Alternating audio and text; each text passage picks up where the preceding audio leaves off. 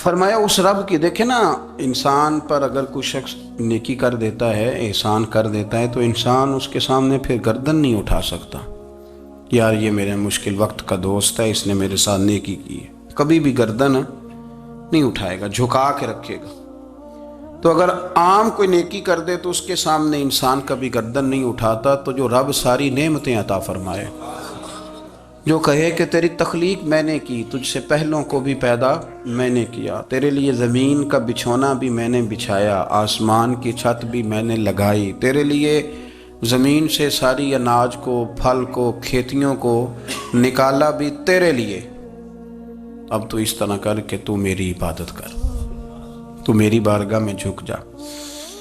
بہت سارے نشے لوگوں کو لگے ہوئے ہوتے ہیں، ہر آدمی کوئی نہ کوئی نشہ کرتا ہے، کوئی دولت کا کرتا ہے، کوئی شہرت کا کرتا ہے، کوئی اپنی تعریف کا نشہ کرتا ہے، دو چار لوگوں سے تعریف سن کے مطمئن ہو جاتا ہے۔ ناراض تو نہیں ہو گیا اس جملے سے؟ آپ کرتے ہیں لوگ دولت کا نشہ بھی، یہ جب نقصان ہوتا ہے تو بندے بیمار نہیں ہو جاتے، پیسے ڈوب جاتے ہیں تو لوگ بیمار نہیں ہو جاتے، تو اس کا مطلب یہ ہوتا ہے کہ نشہ ٹوٹ گیا ہے۔ اب بہک ہوئے ہیں نا تھوڑے سے تو کانپتے ہیں، تڑپتے ہیں، پریشان۔ نشہ ہی اسی طرح ہی کرتا ہے نا، نہیں ملتا تو پریشان ہوتا ہے۔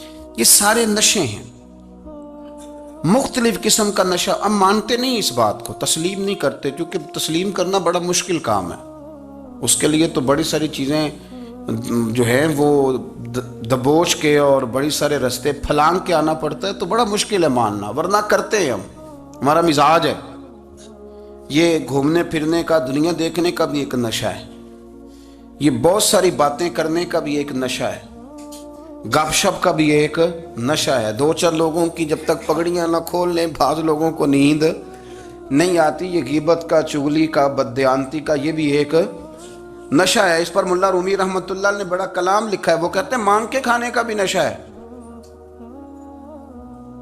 مانگ کے کھانے کا بھی نشہ ہے۔ وہ کہتے ہیں کہ ایک بھیک مانگنے والی خاتون تھی، تو بادشاہ کے پاس بھیک مانگنے آئی، تو بادشاہ کو پسند آ گئی، اس نے شادی کر لی۔ اب اس کو عادت تھی بھیک مانگ کے کھانے کی، تو وہ کنیزوں سے کہا کرتی تھی کہ فٹافٹ نہ روٹی لے کے آیا کرو، میں 2-3 دفعہ مانگوں تو پھر لایا کرو، کیونکہ ایک نشہ ہے نا، تو میں مانگوں 2-4 دفعہ تو پھر۔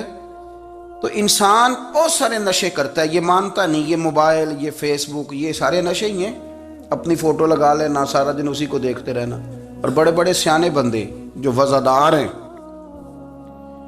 بڑے وزادار لوگ ہیں، لیکن وہ بھی سنجیدگی کے قائل نہیں، اس طرح کے نشوں کا شکار ہیں۔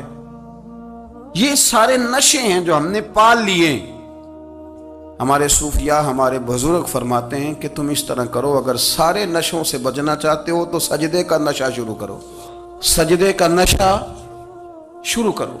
یہ نا اقبال کہتے ہیں، عطار ہو، رومی ہو، رازی، آپ بات کو سمجھیں، عطار ہو، رومی ہو، رازی ہو، غزالی ہو، کچھ ہاتھ نہیں آتا بے آہ سحر گاہی۔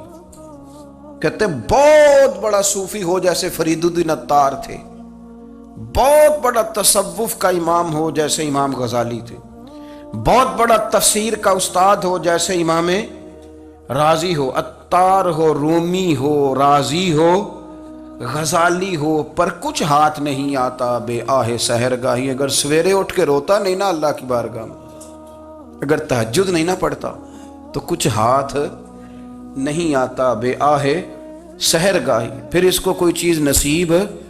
میری بات کی سمجھ آ رہی ہے آپ حضرات؟ جب تک آپ سویرے نہیں اٹھتے، آپ اللہ اللہ نہیں کرتے، آپ کو نوافل کا چسکا نہیں، عبادت کا مزہ نہیں، فرمایا میری عبادت کرو، یہ شوق پیدا کرو، میں نے تمہیں پیدا کیا ہے۔ ہم لوگوں کے نشے ہیں، مختلف نشے ہیں، بڑا عجیب رنگ ہے۔ محفل کی صدارت کرنے والے بڑے پیر صاحب، بڑے القابات، بیچ میں سے بندہ تلاش کرنے سے بھی نہیں مل رہا، اتنے بڑے لقب ہیں اس کے، لیکن وہ سج سنور کے 2.5 گھنٹے بیٹھا رہا محفل میں، اور نماز کا وقت آیا تو اس نے مختصر سی پڑھی، وہ نکل گیا، ہلکے سے سجدے کیے۔ اتنا بڑا عشق رسول، نعت خواں، ہو کیا بات ہے، اور عشق رسول کا بہت بڑا پیغامبر، بہت بڑا مبلغ، اور بیچارہ سمجھ ہی نہیں سکا کہ اللہ کے رسول نے فرمایا تو نماز پڑھ میری آنکھیں ٹھنڈی ہو جائیں گی۔ تو یہ نشے کے عادی تو ہیں پر حقیقت کے قائل نہیں ہیں. یہ بس ٹھیک ہے خوابوں کی دنیا میں لوگ زندہ ہیں، پر جن کو یہ جو نشہ تھا نا عبادت کا، یہ میرے رسول پاک کی چاہت ہے، یہ میرے نبی کریم علیہ السلام کی. آپ دیکھیں نا حضور مہینوں جا کے غار حرا میں بیٹھتے تھے. کیا وہاں تبلیغ کرتے تھے؟ کوئی کتاب لکھتے تھے؟ رسول کریم علیہ السلام مہینہ رہتے غار حرا میں. کوئی نہ مجھے دیکھے، کوئی نہ مجھے ملے. حضور یہاں کیا ہے؟ فرمایا میں اپنے رب کی عبادت کروں گا. نبی کریم علیہ السلام نے سجدوں کے ساتھ پتھروں اور پہاڑوں کو آباد کر دیا، سجدوں کے ساتھ. آپ کا سجدہ آپ کو بہت ساری چیزوں سے چھڑا لیتا ہے، یہ بہت ساری جگہوں سے جھکنے سے بچا لیتا ہے. صوفیاء اولیاء یہ کیا کرتے تھے؟ یہ سجدے کا ذوق ہی تو پیدا کرتے تھے. سجدے کا ذوق. شاہ عبدالعزیز دباغ رحمۃ اللہ تعالی علیہ اپنے مریدوں سے فرمایا کرتے تھے کہ اگر تم پکے نمازی بن جاؤ نا، تہجد گزار ہو جاؤ، تو میرے پاس آنا جانا چھوڑ دینا.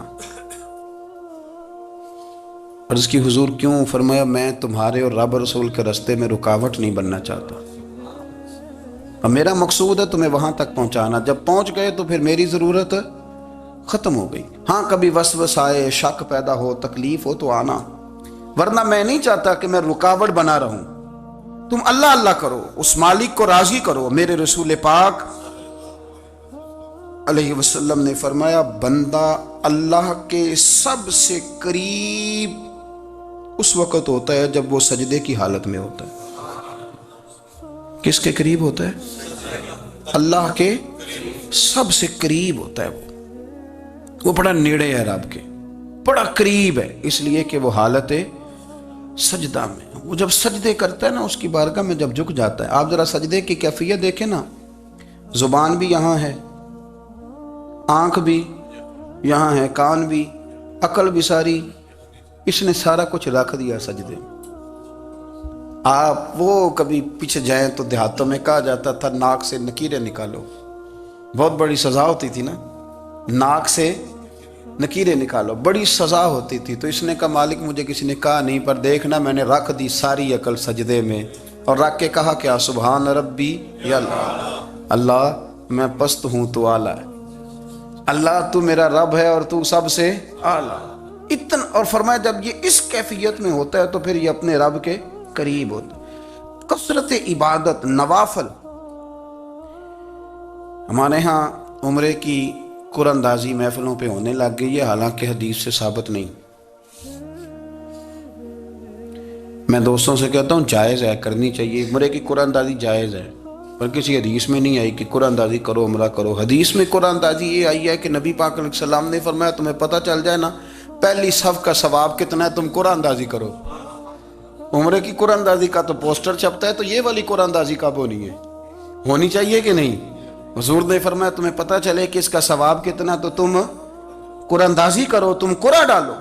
جب آپ نماز پڑھ رہے ہوتے ہیں، جب آپ کا مصلی آباد ہوتا ہے، صلاح الدین ایوبی ایک بزرگ سے ملاقات ہو گئی، بیت المقدس پر قبضہ تھا عیسائیوں کا.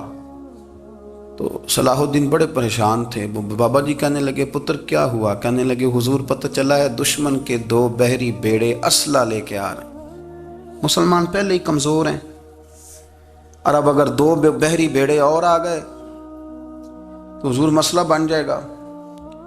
تو میں پریشان ہوں کہ کس طرح یہ کم مسئلے والی ہماری فوج ہے کیسے مقابلہ کرے گی. تو بابا جی کہنے لگے پتر اس طرح کرنا، آج رات تو بھی دعا کرنا اور میں بھی کروں گا، تو بھی دعا کرنا. آپ ناراض نہ ہونا، ہم تو پیروں والے ہیں، ہم تو پیروں کے نوکر غلام ہیں، ہمارا تو گزارا ہی نہیں، ہمیں تو ملتا ہے سارا کچھ وہاں سے. پر میرا سوال یہ ہے کہ تعویذ لینے جاتے ہو نفل کیوں نہیں پڑھتے؟ رات اللہ اللہ کیوں نہیں کرتے؟ یہ بھی تو ہمارے بزرگوں کا ہی طریقہ ہے، انہوں نے تو ہمیں سکھایا ہے. صلاح الدین ایوبی سے بزرگوں نے کہا کہ رات آج نا اللہ اللہ کرنا، تو میں تیرے لیے دعا کروں گا، تو بھی دعا کرنا. تو بندہ جب دکھی ہوتا ہے تو سجدہ کرتا ہے، تو پھر ہی تو مصلی بھیگ جاتا ہے، پھر ہی تو مزہ آتا ہے. سکھی بندہ تو کعبے جا کے نہیں روتا. دکھی تھے، تکلیف تھی، تو سر رکھا سجدے میں تو تڑپ گئے. اور وہ بابا جی کہتے ہیں میں مسجد آیا تو صلاح الدین چیخے مار کے رو رہا تھا، اور کہہ رہا تھا مالک میں کوئی اپنی شان کے لیے تو نہیں نہ لڑ رہا، اللہ کو میں کوئی قبضوں کے لیے تو نہیں لڑ رہا، مالک تیرے لیے لڑ رہا ہوں، مجھے بے آبرو نہ کرنا، میری مدد فرمانا۔ کہتے ہیں میں آیا تھا کہ مسجد میں دعا کروں گا، پر صلاح الدین ایوبی کو روتے دیکھا تو میں لوٹ گیا۔ تو سویرے صلاح الدین ملے تو بڑے خوش تھے۔ میں نے کہا پتر کیا ہوا؟ کہنے لگے حضور وہ بحری بیڑے دو آ رہے تھے نا اسلحہ لے کے، دونوں ڈوب گئے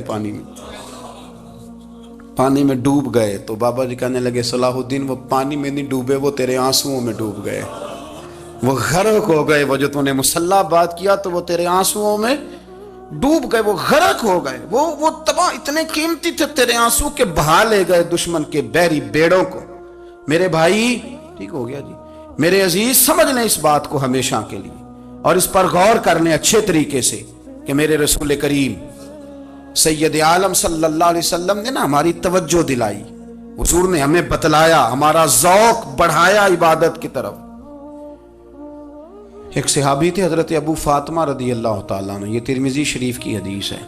نبی پاک علیہ السلام نے فرمایا ابو فاطمہ قیامت کے دن مجھ سے جلدی ملنا چاہتے ہو کہ دیر کے ساتھ؟ تو کہنے لگے حضور کون ہوگا جو دیر سے ملنا چاہے گا، ہم نے تو جان دے دی وعدہ دیدار پر۔ اعلیٰ حضرت فرماتے ہیں جان دے دی وعدہ اور نقد اپنا دام ہو ہی جائے گا۔ مجھے لگتا ہے کہ یہ سودا نقد و نقد ہو جانا ہے، چونکہ ہم نے جان دے دی وعدہ دیدار پر۔ آپ نے وعدہ کیا تھا کہ مریں گے تو پھر زیارت ہوگی، تو مر گئے ہم زیارت کی خاطر۔ جان دے دی وعدہ دیدار پر تو نقد اپنا دام ہو ہی جائے گا۔ اے رضا ہر کام کا ایک وقت ہے، دل کو بھی آرام ہو ہی جائے گا۔ تو حضرت ابو فاطمہ رضی اللہ تعالیٰ عنہ سے نبی پاک صلی اللہ علیہ وسلم نے فرمایا جلدی ملنا چاہتے ہو کہ دیر سے؟ عرض کی حضور فٹافٹ ملنا ہے، میں نے قیامت کے دن آپ سے جلدی ملنا ہے۔ تو نبی پاک علیہ السلام نے فرمایا پھر اس طرح کرنا، دنیا میں رہ کے سجدے زیادہ کرنا، پھر سجدے زیادہ کرنا، قیامت میں ملاقات جلدی ہو جائے گی، قرب ملے گا تمہیں۔ اپنے بچوں کے اندر دیکھیں نا، ہم شوق پیدا کرتے ہیں، ہمیں صحیح لفظ نہیں بولنے آتے ہیں پر ہم بچوں میں شوق پیدا کرتے ہیں کہ پتر ڈاکٹر بن جائے گا تو بڑا نفع کرے گا، تو لوگوں کی خدمت کرے گا، ملک و ملت کی خدمت کرے گا، تیرے ابا کا نام روشن ہوگا، تیرے دادا کی تعریفیں ہوں گی۔ ہم یہ ذوق پیدا کرتے ہیں، ہم اپنے نوجوانوں کے اندر یہ فکر پیدا کرتے ہیں، انہیں ہم سمجھاتے ہیں کہ میاں جب تم پڑھو گے محنت کرو گے تو فلاں آدمی کی طرح تمہارا نام ہوگا۔ یہ جتنا ذوق ہم بچوں کے اندر ان چیزوں کا پیدا کرتے، ہمیں حکم ہے کسی طرح ہم ذوق پیدا کریں کہ پتر نماز پڑھے گا تو اللہ راضی ہو جائے گا، تو سجدہ کرے گا۔ دیکھیں نا میرے رسول کریم علیہ السلام نے فرمایا 7 سال کے بچے کو مسجد لے کے جاؤ، یعنی اسے شوق دلاؤ، اس کے اندر یہ خاصیت پیدا کرو کہ اس کا دل کرے مسجد میں جانے کا، اس کے اندر یہ خصوصیات لاؤ کہ وہ ہمارے ہاں نا ہر چیز کو پرموٹ کیا جا رہا ہے، ہر چیز کو، یعنی سر سنگیت سکھانے کے لیے اکیڈمیاں بن گئی ہیں، ہر شے پرموٹ ہو رہی ہے، عبادت کا جذبہ کم ہوتا جا رہا ہے، اللہ کا ذوق ہمارے اندر نہیں رہا۔ اور اتنا مشکل ہم نے اپنے لیے بنا لیا ہے کہ وہ بندہ جو بڑی زبردست مذہبی گفتگو کر رہا تھا اور تگڑی بات کر رہا تھا، کیا بات ہے، لیکن نماز کے بارے میں کمزوری دکھا جاتا ہے، نوافل کے بارے میں وہ چپکے سے نکل جاتا ہے۔ امام احمد بن حنبل رحمۃ اللہ تعالی علیہ، مسند امام احمد بن حنبل 14 جلدوں میں ہے مارکیٹ میں، اور مجھے تو خیر پسند ہی پڑی ہے، میں نے تو کئی دفعہ پڑھی ہے، اور کیا بات ہے امام احمد بن حنبل کی، کیسے تگڑے قسم کے محدث تھے اور اللہ نے کتنا انہیں اعزاز عطا فرمایا ہوا تھا۔ یہ کوڑے بھی کھاتے تھے دین کی خاطر، سارا کرتا لہو سے بھر بھی جایا کرتا تھا، بڑا اعزاز والا شخص تھے، بڑے اعزاز والے، حدیثیں جمع کرنا، حدیثیں لکھنا، حدیث پڑھانا، سارا دن رہتے تھے، کہہ سکتے تھے کہ میں کر تو رہا ہوں کام، اور حدیث بھی موجود ہے کہ عالم عابد سے افضل ہوتا ہے، پر اس کے باوجود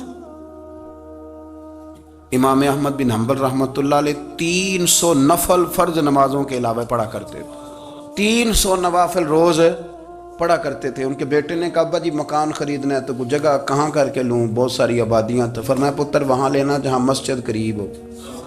میرے رسول کریم سید عالم صلی اللہ علیہ وسلم اتنا پسند کرتے مسجد کو، اتنا پسند کرتے نماز کو کہ رسول کریم صلی اللہ علیہ وسلم تہجد کی نماز بھی پڑھتے، پھر حضور فجر کی نماز بھی پڑھتے، نبی پاک وتر کو الگ کر کے پڑھتے، عشاء کے ساتھ نہیں پڑھتے۔ یہ تو ہم اس لیے اجازت دی ہمارے بزرگوں نے کہ بعد میں اٹھے گا کون علیحدہ وتر پڑھنے کے لیے، عشاء کے ساتھ پڑھ لیں۔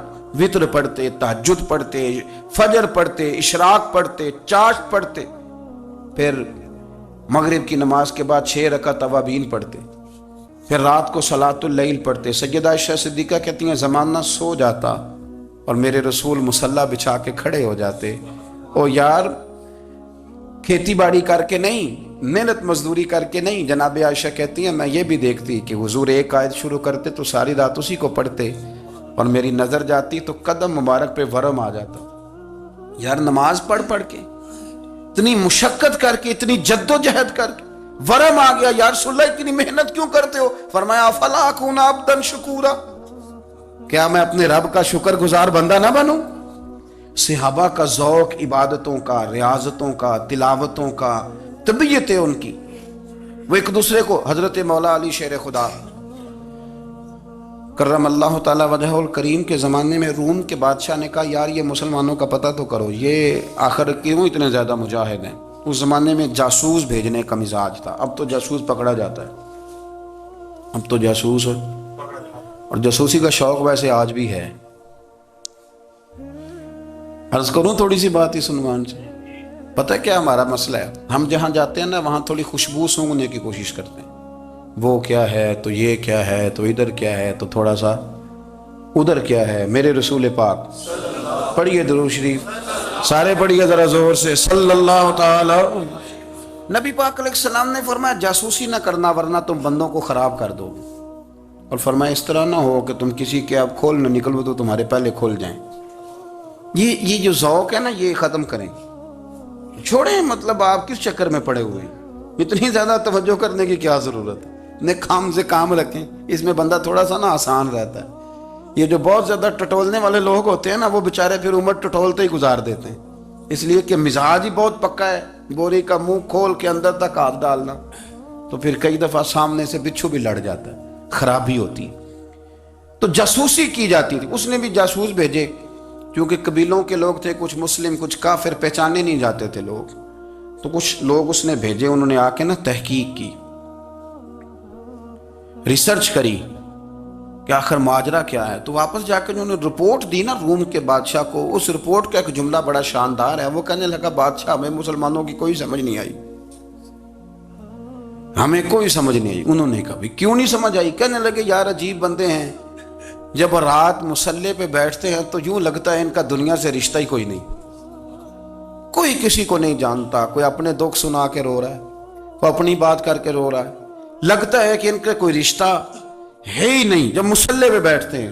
اور فرمایا جب سویرے یہ جہاد کرنے نکلتے ہیں تو لگتا ہے ان سے زیادہ دلیر ہی کوئی نہیں، حالانکہ جو مصلوں پہ رونے دھونے کے لوگ ہوتے ہیں وہ کئی دفعہ جہاد میں کام نہیں کرتے، لیکن عجیب لوگ ہیں کہ رات کے راہب ہیں، دن کے مجاہد ہیں، کوئی سمجھ نہیں آتی۔ میرے عزیز، ان لوگوں نے مصلی آباد کر کے رکھا، تلاوتیں ان کا ذوق رہی، منظر روز پڑھنا، اسباق پڑھنا، وظائف پڑھنا، یہ ان کا ذوق رہا۔ اعلیٰ حضرت بریلوی رحمت اللہ نے 1000 کتاب لکھی ہے، لیکن الوظیفۃ الکریمہ کے نام سے جو وہ صبح و شام وظائف پڑھتے تھے وہ الگ انہوں نے ان کو بیان کیا، پابندی کے ساتھ اپنی اللہ اللہ کرتے تھے۔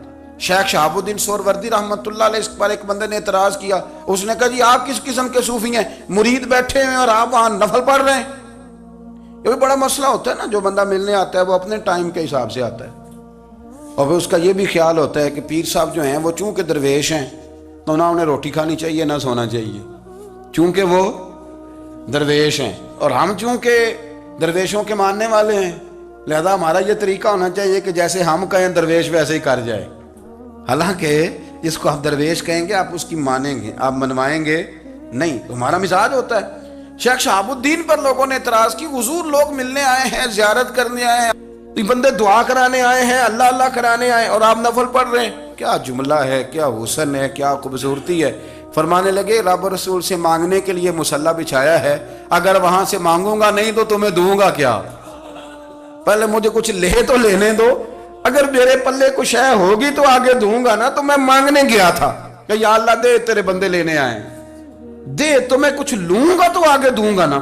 لیکن ہمارا یہ سٹیٹس, یہ مزاج, یہ شعور نہیں ہے. گپیں, کہانیاں, داستانیں, گفتگو, خطابت, واز, کیا بات.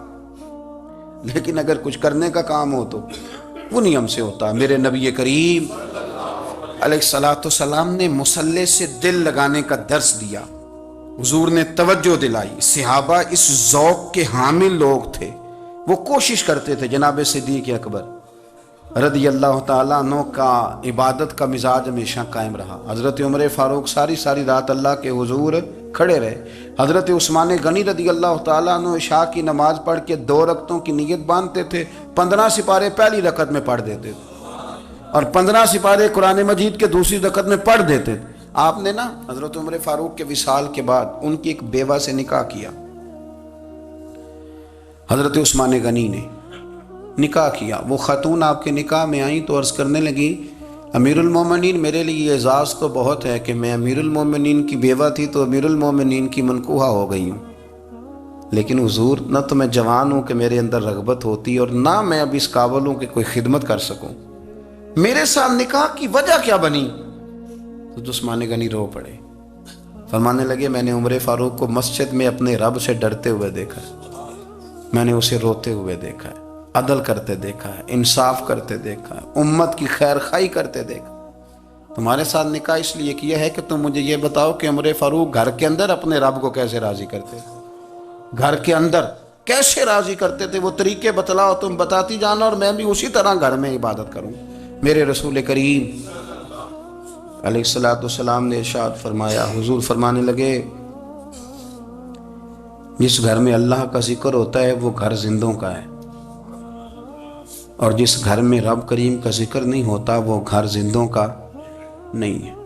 گھر نا ہم نا کتابوں میں پڑھتے ہیں کہ ایک بزرگ کہتے ہیں, حضرت فضیل بن عیاض کہتے ہیں کہ میں ایک گلی سے گزر رہا تھا تو گھر کے اندر کسی قاری صاحب نے قرآن کی آیت پڑھ دی, ولی من خاف مقام ربہ جنتاں.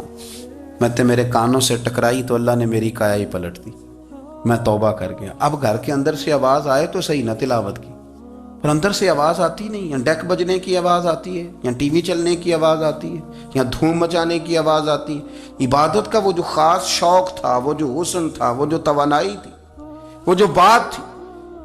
ایک جگہ پہ ہم بیٹھے تھے تو وہاں ایک صاحب آئے اور انہوں نے آتے ہی کہا کہ مہربانی کریں ذرا مجھے مصلی دے دیں, میرے نہ کچھ نفل رہ گئے. تو میں نے وضو کر لیا تو کوئی مصلی مل جائے. مصلی انہیں دے دیا گیا, وہ مصلی لے کے چلے گئے. تو پیچھے ایک صاحب نے تبصرہ کیا, کہنے کتنا ریاکار بندہ ہے, لوگوں کو دکھا رہا ہے کہ میں نفل پڑھتا ہوں, ہے کو بات کرنے والی. میں نے اسے کہا, میں نے کہا تو مہربانی کرنا, اس طرح کی ریاکاری تو بھی کر, پکڑ مصلی اور جا, تو بھی تھوڑی ریاکاری کر کے آ, اٹھ ذرا شکر کر. کوئی یہ ریاکار بھی ملا ہے, کوئی نفل پڑھ کے ریاکاری کر رہا ہے. اللہ کا میں کہتا ہوں کو پڑھے تو صحیح نہ, یہ کوئی دور ہے نفل پڑھنے کا, اس میں تو لوگوں کا مزاج ہی نہیں, طبیعت ہی نہیں. میں نے کہا چل مہربانی کر, یہ لے مصلی اور تو بھی جا تھوڑی سی, یا کر یا ریاکاری کرو تو صحیح نا. مزاج ہی نہیں, ذوق. جمعے کی نماز پڑھ کے یوں دنیا بھاگتی ہے, او ہو پتہ نہیں کون سی پیچھے آگ تھی جو بجھائی جائے گی. اور آج تک لوگ مسئلہ پوچھ رہے ہیں کہ جمعے کی بعد والی سنتیں کتنی ہوتی ہیں.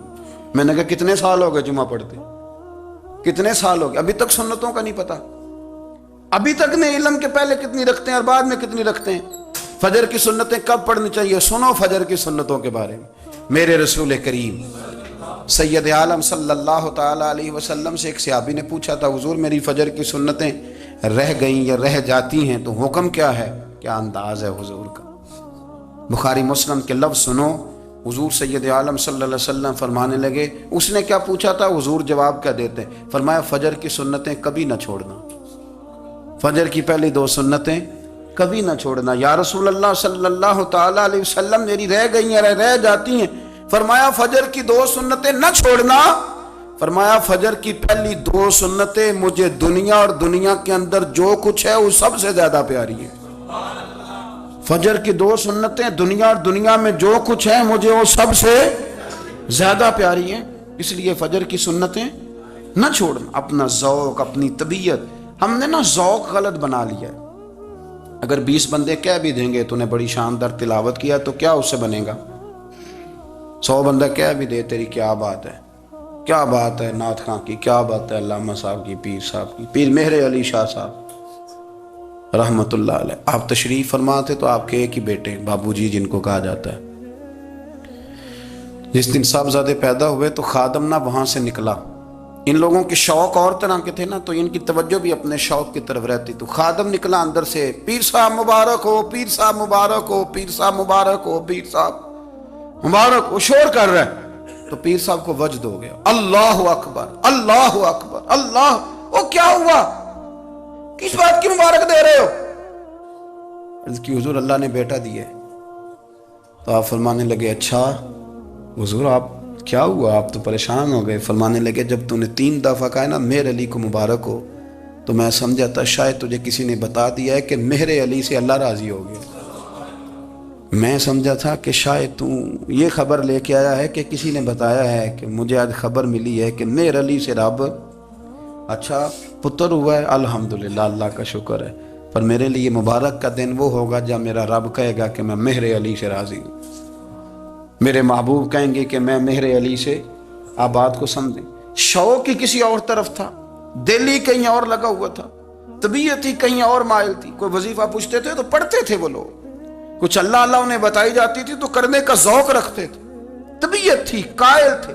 حضرت ربیع کہتے ہیں میں بڑی دور سے سفر کر کے گیا حضرت اویس کرنی سے ملنے، بڑی دور سے، اور جب میں پہنچا تو فجر کا وقت تھا، تو حضرت اویس کرنی کو میں نے پا لیا، تو وہ نماز پڑھ کے نا قرآن شریف لے کے بیٹھ گئے، فرماتے ہیں اشراق چاشت کا وقت ہوا تو نفلوں کی نیت باندھ لی، محدث ابن الجوزی نے لکھا ہے، فرماتے ہیں پھر جب زوال کا وقت ہوا تو مسجد میں جھاڑو دینے لگ گئے، زور کی نماز پڑھ کے تو عصر کی تیاری تک وہ مسجد میں بیٹھے رہے، اور میرے نبی پاک علیہ السلام نے فرمایا جو نماز کے انتظار میں بیٹھا ہو وہ نماز ہی میں ہے، وہ نماز ہی میں ہے، فرمایا میری دنیا میری امت کی جو رہبانیت ہے نا وہ اتنی ہے کہ نماز کا انتظار کرے، اذان کے بعد نماز کا یہ راہب ہے، یہ اس وقت چھوڑ کے بیٹھے ہیں سارا کچھ، فرماتے ہیں عصر تک انہوں نے اللہ اللہ کی، پھر مغرب تک کی، عشاء کی نماز ہوئی تو نماز پڑھی تو وہ تھک گئے، اب مجھے وہ فارغ ہوں مصلی چھوڑے تو میں ملاقات کروں نا، یہ آپ حیران نہ ہو کہ اتنی دیر بندہ کیسے اللہ اللہ کر، ہم نے کی نہیں نا اس لیے ہم پریشان ہیں، جو عادی ہوتے ہیں وہ کر بھی لیتے ہیں، وہ یہ کام، میری بات کی سمجھ آ رہی ہے؟ جب جاتے ہو کسی دفتر میں تو 8 گھنٹے کھڑے رہ لیتے ہو نا، مجبوری ہوتی ہے تو کھڑے رہا جا سکتا ہے، پاسپورٹ کے دفتر بولیے، امیگریشن کی لائنوں میں، اور میں نے تو امبیسیوں میں بندے 12 گھنٹے پہلے جا کے کھڑے دیکھے، رہ لیتے ہیں کھڑے، تو اگر ان کاموں کے لیے رہا جاتا ہے تو اللہ رسول کے لیے بھی کھڑے رہا جا سکتا ہے۔ تو فرمانے لگے کہ جب عشاء کی نماز کے بعد آخر انسان تھے، تھک گئے، نیند کا غلبہ ہوا تو تھوڑی ایسے آنکھ بند ہوئی تو کھلی تو رونے لگے، حضرت ویسے کرنی، رو کے کہنے لگے مالک مجھے غافل تو نہ کر، ابھی میں نے کیا بھی کچھ نہیں، دن ختم ہو گیا، کوئی نفل نہیں، کوئی اللہ اللہ نہیں، اللہ مجھے غافل نہ کر، میری مدد فرما۔ فرماتے ہیں جب وہ روئے تو میرے ساتھ جو شخص تھا میں نے کہا اٹھو چلیں، کہنے لگا حضور ملنا نہیں، فرمایا جو میں لینے آیا تھا وہ مجھے مل گیا، جو میں ان سے سیکھنے آیا تھا وہ مجھے نصیب ہو گیا، اب اور میں نے کیا لینا، ختم ہو گئی بات، اٹھو چلیں۔